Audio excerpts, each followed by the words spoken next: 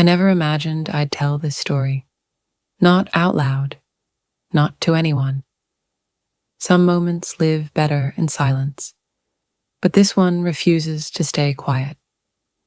The porch creaked beneath my bare feet as I stepped outside, the late sun streaking the floorboards in gold.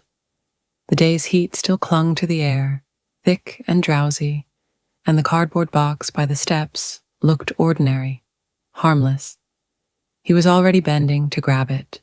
White t-shirt, worn boots, that half smile I knew too well. I leaned against the doorframe, arms crossed, watching him. "Since you're already down there," I said, the words slipping out before I could stop them.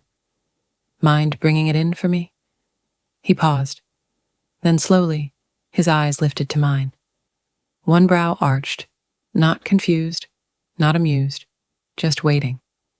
I didn't laugh it off, didn't explain, just stepped back and held the door open wider. Silently, he hoisted the box and followed me inside. The house didn't feel so empty after that. I lingered near the entrance, tracking the way his shoulders moved as he carried it toward the living room. He set it down carefully, like it was something fragile. Then he just stood there, still, as if the air between us had shifted. "Water?" I asked, already turning toward the kitchen. "Sure," he said, his voice low, steady, like he had all the time in the world. I felt his gaze on me as I walked, the way the hem of my sundress swayed, the warmth of the tiles under my bare feet. When I turned back, glass in hand, he was at the counter. Close, closer than before. Our fingers brushed as I passed it to him. He drank, set the glass down. "Nice place." "Thanks." I leaned back against the counter, studying him. "You in a rush today?" "Not unless I need to be."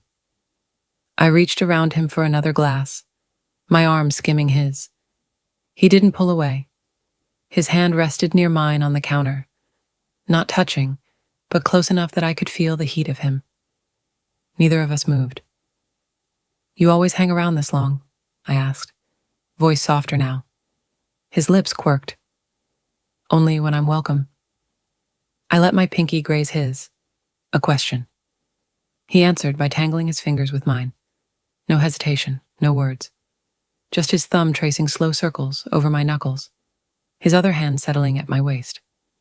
I touched his chest, just once, just to see, and felt his breath hitch. He stepped forward. I leaned back until the counter pressed into me, but I didn't look away, didn't retreat. The space between us hummed. "Would you mind closing the curtains?"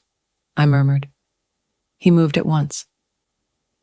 While his back was turned, I touched the necklace at my throat, a nervous habit. The pendant was warm from my skin. When he returned, I met him halfway, my fingers drifting to his collarbone. And then, his lips on mine, not tentative, not rushed, just certain, like we'd done this 100 times before. His hand cradled the back of my neck, anchoring me. My hands found his shoulders, holding on like he was the only solid thing in the room. We broke apart only long enough for him to lift me onto the counter, his movements deliberate, his eyes never leaving mine. And when he kissed me again, it wasn't just a kiss. It was an answer, a beginning, a story I'd never be able to keep silent about again. Double asterisk.